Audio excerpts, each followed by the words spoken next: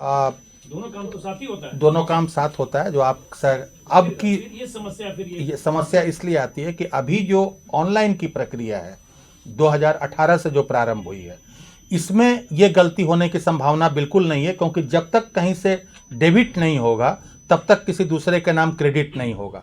लेकिन ऑफलाइन जमाबंदी जब चलती थी और जब ऑफलाइन प्रक्रिया थी, उस वक्त चूंकि उनको मैनुअली सुधार करना पड़ता था, तो कई मामले ऐसे पाए गए हैं जिनमें उनके नाम से नई जमाबंदी तो खोल दी गई, लेकिन जहां से माइनस करना था वहां पर नहीं किया गया, भूलवश किसी अन्य कारणवश नहीं किया गया वहां पर। जो भी हो, कारण उसके कई हो सकते हैं, कोई यही एक कारण नहीं है। मेरे कहने का मतलब था कि जिस मामलों में जमाबंदी ऑनलाइन नहीं हुई है, उन मामलों में बहुत सारी चीज़ों की चूंकि छानबीन करनी पड़ती है, इसलिए उसमें थोड़ा ज़्यादा समय लगता है।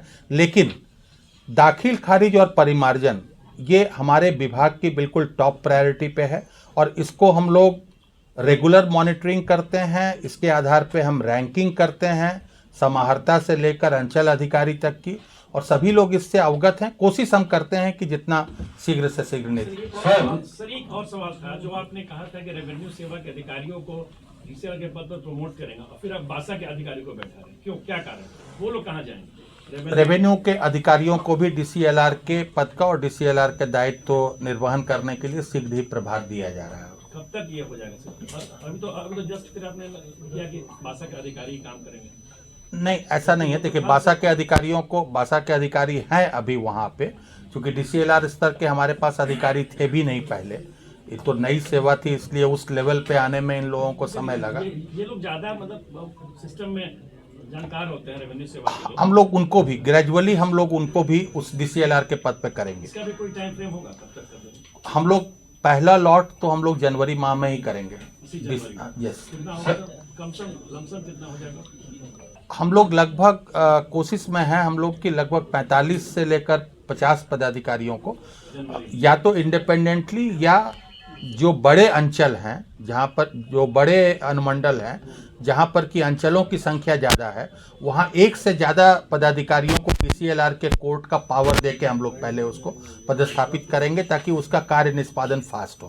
क्योंकि डीसीएलआर के यहाँ भी अपील के मामले बहुत पेंडिंग चले आ रहे हैं, जो बड़े अनुमंडल हैं उसमें। वो अधिकारी के अंडर में रहेंगे? नहीं, पैरेलल रहेंगे। सर मेरे दो क्वेश्चंस हैं इधर सर। हाँ, मेरे दो क्वेश्चंस हैं। एक तो जैसे कि पहले बात हो रही थी कि the deadline will be July 25 for completion of survey. So as you said कि अब ये एक साल के लिए, I mean it will take at least 2 years. So now it has been extended for another 1 year. First thing. And second ये sir कि जो भूदान में करीब 6 लाख समथिंग एकड़ लैंड जो बिहार गवर्नमेंट को कमीशन में दिया था, बताया था, उसमें से कितने आप लोगों ने मतलब जो लैंडलेस पीपल है उनको देने के लिए, या फिर इंफ्रास्ट्रक्चरल प्रोजेक्ट्स के लिए कुछ ऐसा प्रोसेस स्टार्ट हुआ क्या भूदान आंदोलन वाला? पहला क्वेश्चन जो आपका है सर्वे वाला, वो सर्वे वाले में हम लोग की बात सही है कि वो जो 1 साल की प्रक्रिया थी उसको हम लोगों ने थोड़ा सा डिले किया है, जो हमने आपको बताया। क्योंकि जैसे ही आप लोगों को जानकारी होगी कि जैसे ही वो अगस्त महीने में शुरू हुआ था, हम लोगों ने जब नोटिफिकेशन और सारा जगह शुरू किया, बहुत ज़्यादा पैनिक हो गया था लोगों में।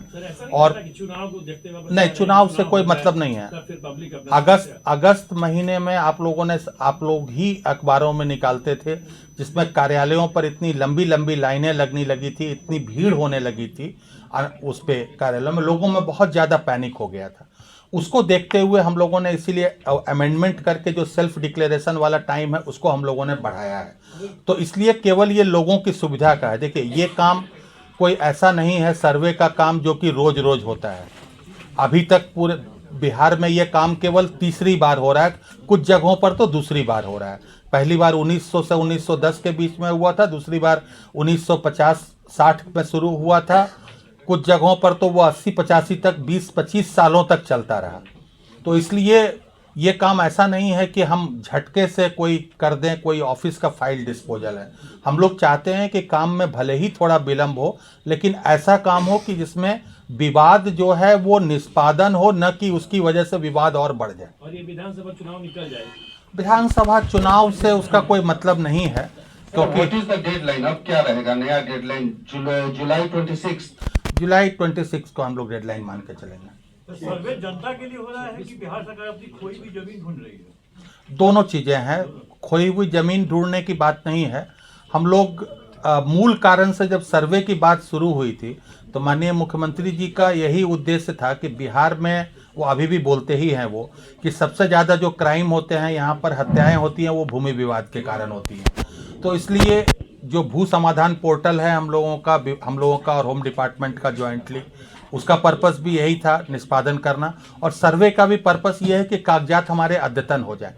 ज़्यादातर जगह पर हम लोगों के भी अपनी सुस्ती की वजह से जो रैयत हैं, ज़्यादातर जगहों पर आप ये देखेंगे कि ज़मीनें आज भी हमारे दादा परदादा के नाम से चली आ रही हैं। हम लोग इतने 2-3 जनरेशन हो गए, किसी ने ये कोशिश नहीं की कि उस ज़मीन को हम लोग, भले आपसी बंटवारा हो भी गया हो तो भी हम लोगों ने अपने अपने नाम पे नहीं कराई है उसको। तो कम से कम सर्वे होगा तो ये सारी चीज़ें जो हैं वो अद्यतन हो जाएंगी। तो पर्पस लोगों के लिए ही है, सरकार के लिए नहीं है। व्हाट अबाउट भूटान का? भूदान का जहाँ तक आप बोल रहे हैं, भूदान के कमीशन की जिस रिपोर्ट की आप बात कर रहे हैं, उस रिपोर्ट में ये आंकड़ा जरूर है, लेकिन उसमें इस आंकड़े को सत्यापित करने के लिए न तो उसका कोई विस्तृत ब्यौरा दिया गया है और न ही किसी छानबीन के आधार पर वो दिया गया। वर्चुअली उस ज़मीन को हमको फिर से लोकेट करना पड़ेगा। हम लोगों ने उसका ब्यौरा, उसका खाता खेसरा जो होना चाहिए, मेन ज़मीन तो आप तभी आइडेंटिफाई करिएगा जब उसका कोई खाता खेसरा हो।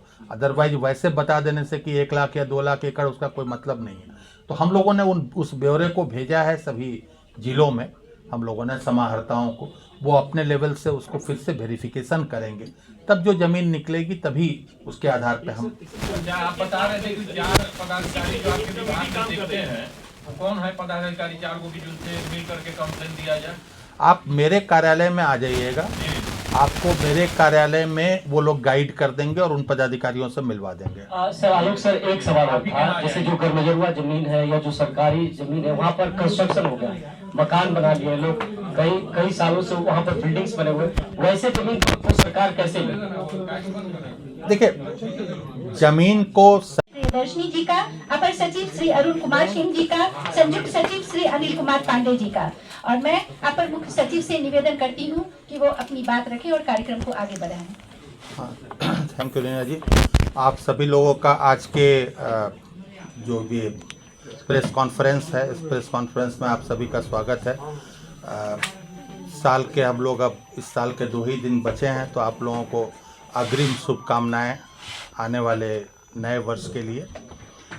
मंत्री जी को अचानक किसी खास कारण से आवश्यक कार्य से जाना पड़ा बाहर पटना से, इसलिए वो उपस्थित नहीं हो पाए, लेकिन चूंकि प्रेस कॉन्फ्रेंस की सूचना आप सभी लोगों को दे दी गई थी, तो इसलिए हम लोगों ने प्रेस कॉन्फ्रेंस को हम लोग जारी रख रहे हैं। आज राजस्व एवं भूमि सुधार विभाग के द्वारा हाल के दिनों में जो कार्य किए गए हैं उसके बारे में एक संक्षिप्त विवरणी आप लोगों को दी गई है।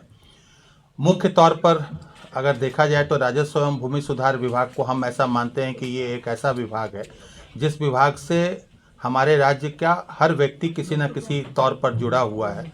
जो भी इस राज्य के रहने वाले हैं और जो थोड़ी सी भी ज़मीन जिनके पास है वो तो इससे जुड़े हुए है ही हैं, लेकिन इसके अलावा वैसे भी लोग जिनके पास कोई ज़मीन नहीं है वे भी हमारे विभाग से जुड़े हुए हैं, क्योंकि उन्हें कम से कम वास के लिए ज़मीन उपलब्ध कराना भी हमारे विभाग की जवाबदेही है। और इसलिए इस विभाग की